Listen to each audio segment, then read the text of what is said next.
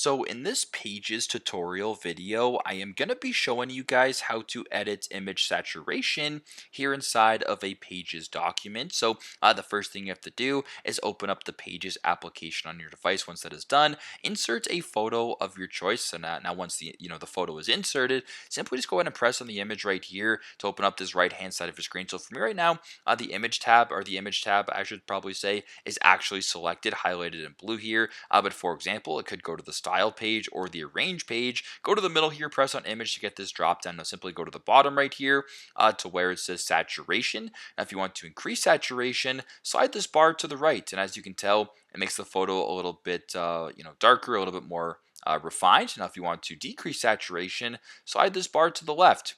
And now the photo, and in regards to its color, is getting a little bit more black and white and getting a little bit darker. And same thing goes if you want a specific percentage of saturation, positive or negative. So if you want, for example, -30, I'll press on -30 right here, then press on enter. It works the exact same way as it would if you were sliding this bar back and forth. So super simple, super straightforward, but this is how to edit image saturation inside of a Pages document using the Pages application. Thanks again for watching, and I hope this video helps.